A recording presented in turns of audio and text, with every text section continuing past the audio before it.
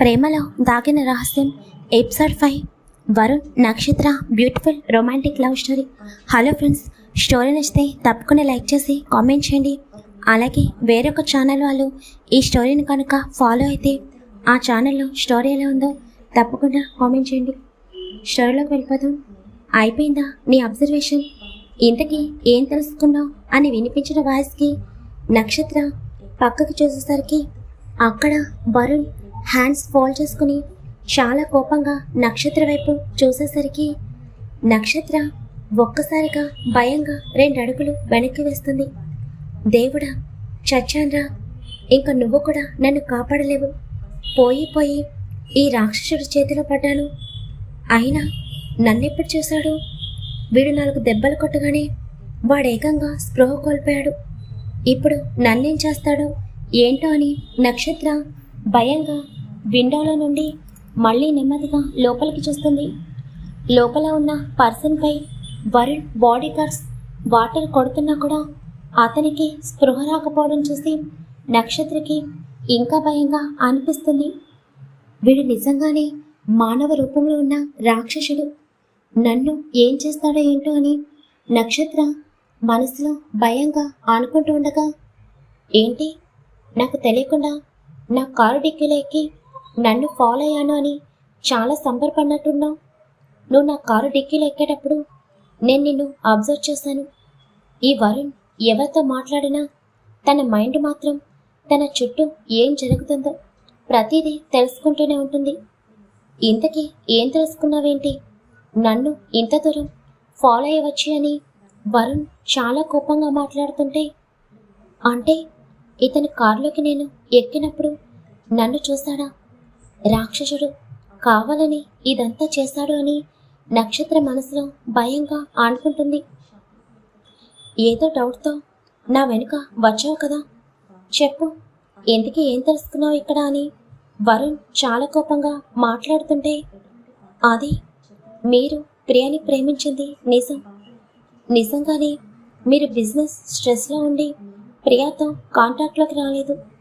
అయినా కూడా ప్రియాకి ఇక్కడ ఏమీ జరగకుండా తన గురించి ఎప్పటికప్పుడు మీకు ఇన్ఫర్మేషన్ ఇస్తున్నట్టు పర్సన్ని పెట్టారు.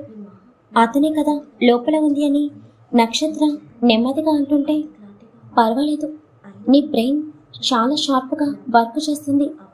ఇంకా తెలుసుకున్నావు కదా, నీ డౌట్ క్లియర్ అయింది కదా, నోరు మూసుకుని ఉండు. నా దగ్గర తోక జాడిస్తే ఏం చేస్తాను నీకు నిన్న నైటే చెప్పాను. ఇక్కడ జరిగింది ఇక్కడే మర్చిపో.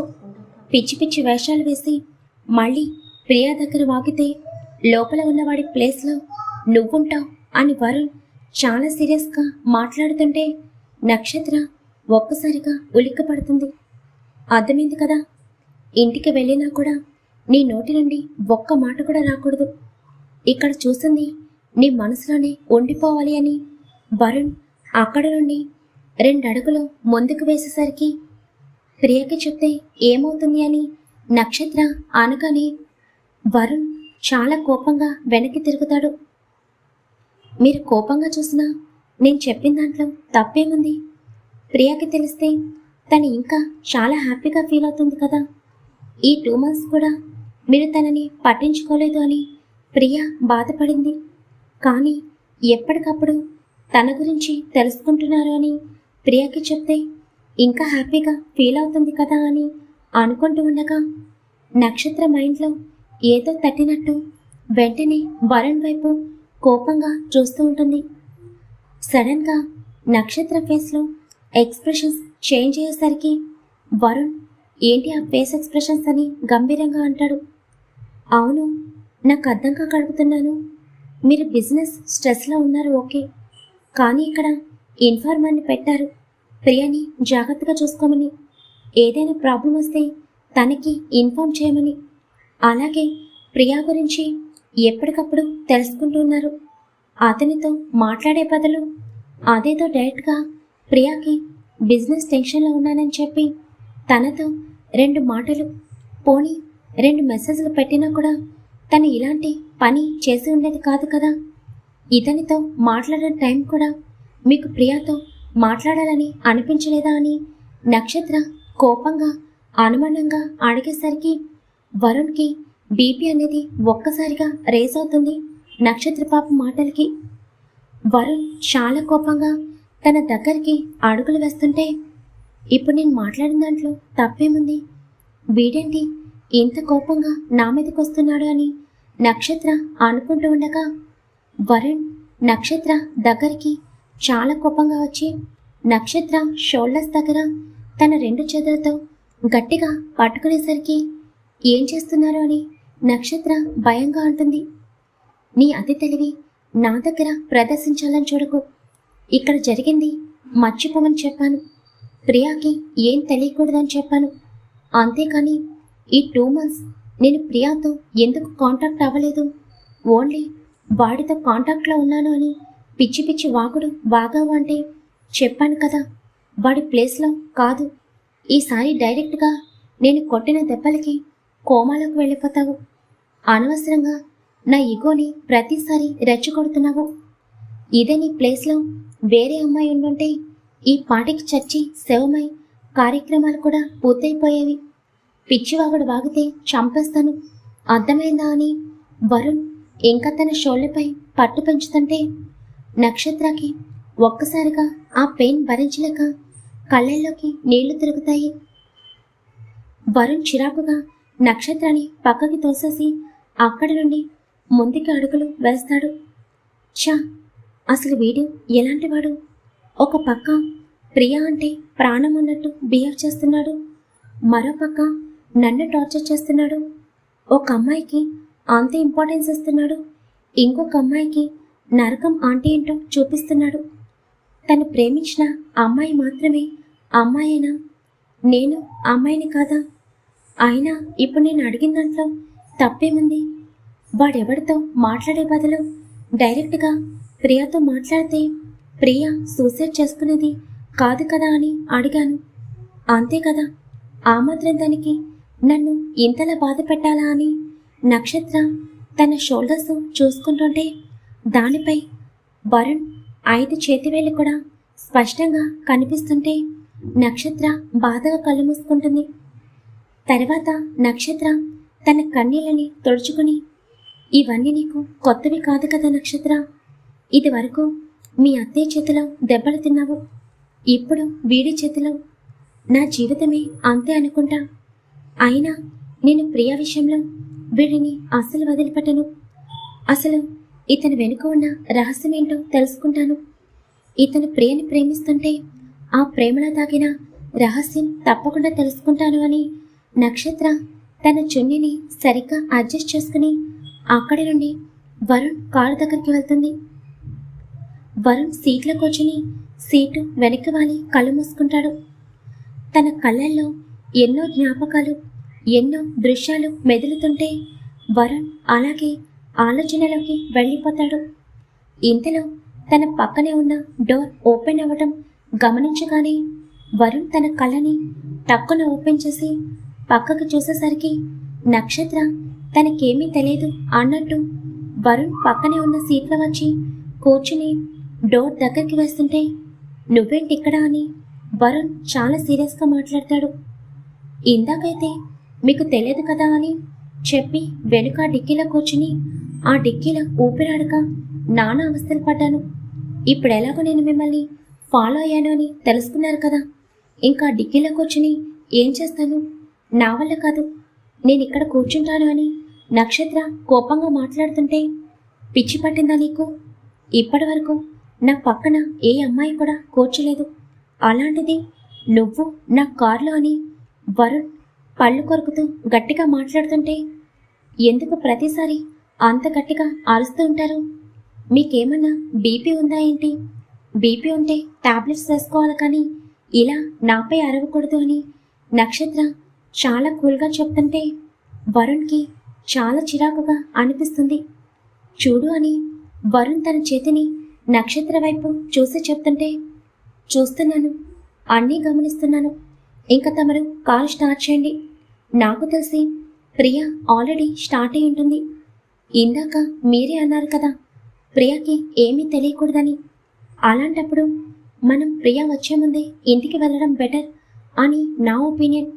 తమను కార్ స్టార్ట్ చేస్తే బాగుంటుంది అని నక్షత్ర సీటు వెనక్కి వాడుతుంటే, నోరు మూసుకుని కిందకి దిగు, నా దగ్గర పిచ్చి పిచ్చి వేషాలు వేయకు, వెళ్ళి ఆ డిక్కీలో కూర్చో అని వరుణ్ చిరాకుగా అంటుంటే, ఆ డిక్కీలో కూర్చోడం నా వల్ల కాదు, బ్రీతింగ్ అందక నా ప్రాణాలు పోతే అని నక్షత్ర భయంగా అంటుంటే, పోతే పోని నీలాంటి వాళ్ళు అని వరుణ్ నక్షత్ర వైపు చూసి మళ్ళీ తన మాటని ఆపేసి మౌనంగా ఉండిపోతాడు. ఏమైంది మనిషికి, సడన్గా మాట ఆపేశాడు అని నక్షత్ర మనసులో అనుకుంటూ, పోనీ వెనక సీట్లో కూర్చోనా, అప్పుడు నేను ఈ కారు ఓనర్గా, మీరు డ్రైవర్గా అని నక్షత్ర చిన్నగా నవ్వుతూ అంటుంటే, వరుణ్ చూసిన చూపుకి నక్షత్ర సైలెంట్ అయిపోతుంది. వరుణ్కి చాలా కోపం వస్తున్నా తన కోపాన్ని కంట్రోల్ చేసుకుంటూ ఒక్కసారిగా తన కారుని పక్కకి చాలా స్పీడ్గా టర్న్ చేసేసరికి అనుకోని పరిణామానికి, జరిగిన సంఘటనకి, అందులోనూ నక్షత్ర సీట్ బెల్ట్ కూడా పెట్టుకోకపోవడంతో నక్షత్ర హెడ్ వెళ్ళి కారు డెస్క్కి తగులుతుంది. కానీ వరుణ్ అవేమీ పట్టించుకోకుండా తన కారుని స్పీడ్గా ముందుకు పోనిస్తాడు. నక్షత్ర హెడ్ అనేది చాలా స్పీడ్గా కారు డెస్క్కి తగలడం వల్ల తన తలకి చిన్నగా గాయమవుతుంది. నక్షత్ర నెమ్మదిగా లేచి వరుణ్ వైపు కోపంగా చూస్తూ, అసలు మీరు మనిషేనా? నేను కూడా ఒక ఆడపిల్లనే కదా, ఎందుకిలా టార్చర్ చూపిస్తున్నారు? మీకు ఇష్టం లేకపోతే నేను అసలు కారు దిగేసేదాన్ని కదా అని అంటూ ఉండగానే నక్షత్ర మాట గొంతులోనే ఆగిపోవడంతో వరుణ్ నెమ్మదిగా నక్షత్ర వైపు చూసేసరికి తన తల చాలా గట్టిగా కారు డెస్క్కి తగలడం వలన తన తలంతా తిరిగినట్లు అనిపిస్తుంటే నక్షత్ర అలాగే స్పృహ కోల్పోతుంది. వరుణ్ చాలా చిరాకుగా తన కారు నాపి ఒకసారి నక్షత్ర వైపు చూస్తాడు. తన సీటు బెల్ట్ పెట్టుకోకపోవడంతో నక్షత్ర పడిపోయింది అని తెలుస్తుంది. వరుణ్ సడన్ బ్రేక్ వేసేసరికి మళ్ళీ నక్షత్ర ముందుకి పడిపోవడంతో వరుణ్ వెంటనే నక్షత్ర పడిపోకుండా తన చేతిని అడ్డుపెట్టి నక్షత్రాన్ని నెమ్మదిగా సీట్లోకి అడ్జస్ట్ చేస్తాడు. ఇప్పటికే నాకున్న ప్రాబ్లమ్స్ తక్కువ అన్నట్టు ఈ అమ్మాయి ఒకటి నా లైఫ్లోకి వచ్చింది అని వరుణ్ చాలా చిరాకుగా కారు దిగి నక్షత్ర వైపుకు వెళ్ళి కార్ డోర్ ఓపెన్ చేస్తాడు. వరుణ్ ఇంకా నక్షత్రకి నెమ్మదిగా సీటు బెల్ట్ అడ్జస్ట్ చేసి మళ్ళీ కార్ డోర్ వేసేసి ఇంకా కారుని ఫామ్ హౌస్ వైపుకి పోనిస్తాడు. అసలు ఈ అమ్మాయి నా గురించి ఏమనుకుంటుంది? ఏవో పిచ్చి పిచ్చి ఆలోచనలతో ప్రతి క్షణం నన్ను అబ్జర్వ్ చేస్తూ ఉంటుంది అని వరుణ్ చిరాకుగా అనుకుంటూ కారు డ్రైవ్ చేస్తాడు. కొంత సమయం తర్వాత వరుణ్ కారు అనేది తన ఫామ్ హౌస్ ముందు ఆగుతుంది. అప్పటికి కూడా నక్షత్రకి మెలకు రాకపోవడం చూసి వరుణ్ చిరాకుగా కారు దిగుతాడు. వెంటనే తన అసిస్టెంట్ వైపు చూడగానే అసిస్టెంట్కి ఏమీ అర్థం కాదు. ఇంకా వరుణ్ అసిస్టెంట్ వైపు చూసి బకెట్తో వాటర్ తీసుకురమ్మని చెప్పగానే ఇంకా అతను వెళ్ళి వాటర్ తీసుకొస్తాడు.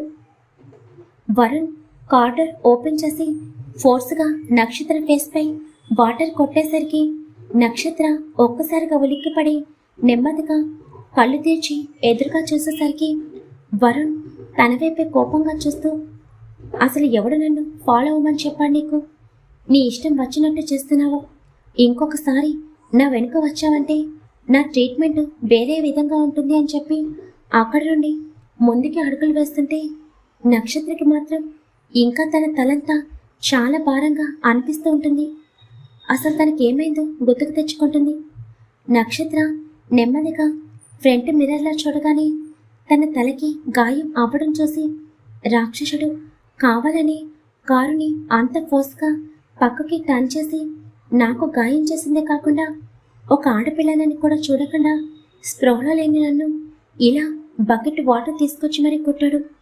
అదేదో నార్మల్గా వాటర్ చిలకరిస్తే సరిపోతుంది కదా అని నక్షత్ర చిరాకుగా తన సీటు బెల్ట్ తీసుకుని నెమ్మదిగా కారు దిగుతుంది. కానీ అక్కడ బాడీ గార్డ్స్ ఇద్దరు వరుణ్ అసిస్టెంట్ ఉండటంతో తను కొంచెం ఇబ్బంది పడుతుంది. వరుణ్ ముందుకు వెళ్తున్న వాడలా ఒక క్షణం ఆగి వెనక్కి తిరిగి చూసేసరికి నక్షత్ర తన డ్రెస్ని సరిచేసుకుంటూ ఇబ్బందిగా వాళ్ళ వైపు చూస్తుంటే ఛ, కోపంలో ఏం చేస్తున్నాను కూడా అర్థం కావడం లేదు అని వరుణ్ తన అసిస్టెంట్ వైపు చూసి ఇక్కడ నుండి అందరూ వెళ్ళిపోండి అని గట్టిగా అరవగానే ఇంకా అందరూ కూడా భయంగా అక్కడి నుండి పక్కకు వెళ్ళిపోతారు. ఇంతలో వరుణ్కి ప్రియా నుండి ఫోన్ వస్తుంది. వరుణ్ ఫోన్ మాట్లాడుకుంటూ లోపలికి వెళ్తూ ఉంటాడు.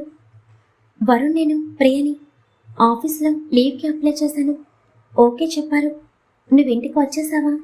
నేను దగ్గరలోనే ఉన్నాను అని ప్రియా చిన్నగా నవ్వుతూ మాట్లాడుతుంటే ఆల్రెడీ నేను ఇంట్లోనే ఉన్నాను ప్రియా అని వరుణ్ నార్మల్గా అంటాడు. వరుణ్, ఎక్కడికైనా బయటికి వెళ్దామా, లంచ్కి అని ప్రియా నెమ్మదిగా అడుగుతుంటే ప్రియా, నీకు నిన్నే చెప్పాను నాకు చాలా వర్క్ ఉంది అని. ఆయన ఇప్పుడు బయట టెంపరేచర్ చాలా ఎక్కువగా ఉంది, నార్మల్గా వచ్చి రెస్ట్ తీసుకో అని చెప్పి వరుణ్ ఫోన్ కట్ చేస్తాడు. ఎందుకు వరుణ్, ఒకప్పుడు నాతో ఎంత బాగా ఉండేవాడివి, ఇప్పుడు కనీసం నాతో 1 మినిట్ కూడా మాట్లాడడానికి ఇష్టపడడం లేదు. నేను చేసిన తప్పు నాపై నీకు ఇంత ద్వేషాన్ని పెంచుతుంది అనుకోలేదు అని ప్రియా బాధగా అనుకుంటుంది. నక్షత్ర ఇంకా అక్కడి నుండి వాళ్ళు వెళ్ళిపోయేసరికి నెమ్మదిగా లోపలికి వెళ్తుంది.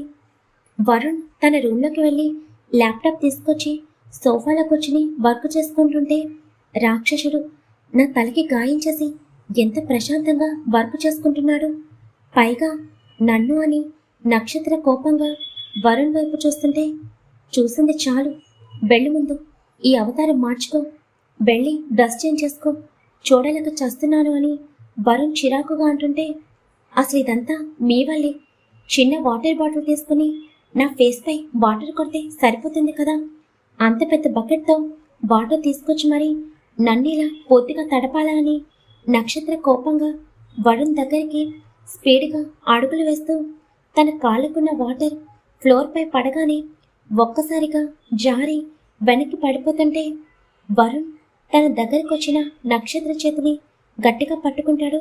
అలాగే కూర్చుని పడిపోయిందేమో అని అనుకున్న నక్షత్రకి తను ఇంకా అలాగే ఉండటం చూసి నెమ్మదిగా ముందుకు చూసేసరికి వరుణ్ తన చేతిని గట్టిగా పట్టుకుని ఉండటం చూసి షాక్గా వరుణ్ వైపు చూస్తుంది.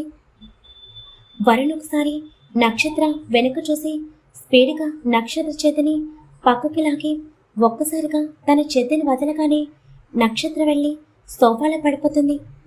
ఎందుకంటే వరుణ్ వదిలితే నక్షత్ర ఫ్లోర్పై పడిపోతుంది అని వరుణ్ నక్షత్ర చేతిని పక్కకి లాగి వెంటనే తన చేతిని వదిలేస్తాడు. తనకి తెలుసు నక్షత్ర సోఫాలో పడుతుంది అని. నక్షత్ర సోఫాలో పడి ఒక్కసారిగా కోపంగా లేచి కూర్చుంటుంది. ఇంతలో తనకి అప్పుడు గుర్తుకొస్తుంది తను ఫ్లోర్పై పడకుండా వరుణ్ తన సోఫాలో పడేటట్టు చేశాడు అని. చూడు, ప్రియ దగ్గరలా ఉంది, తను వచ్చింది అంటే ఈ అవతారం చూసి భయపడుతుంది, ముందు వెళ్ళు ఇక్కడ నుండి అని వరుణ్ చిరాకుగా అంటుంటే అసలు ఈ మనిషి కాదు, కనీసం బండరాయి అన్న కరుగుతుంది అని అంటారు, వీడు బండరాయి కూడా కాదు, ఏకంగా ఎవరెస్ట్ పర్వతం అని నక్షత్ర నోట్లో కొనుక్కుంటూ అక్కడ నుండి ప్రియా రూమ్లోకి వెళ్ళి ఫ్రెష్ అయ్యి ఇంకొక డ్రెస్ వేసుకుంటుంది. ఇంతలో ప్రియా ఫామ్ హౌస్కి వచ్చి లోపల ఉన్న వరుణ్ వైపు చూసి హాయ్ వరుణ్ అని అనగానే వరుణ్ ప్రియా వైపు చూడకుండా హలో ప్రియా అని అంటూ తన వర్క్ చేసుకుంటూ ఉంటాడు. ఇంతలో అక్కడికి నక్షత్ర ప్రియా రూమ్లో నుండి బయటకు వచ్చి ప్రియని చూసి వచ్చేసావా అని నవ్వుతూ ఉంటుంటే ప్రియా మాత్రం నక్షత్ర తలకి దగ్గరైన గాయం వైపు చూస్తూ ఉంటుంది.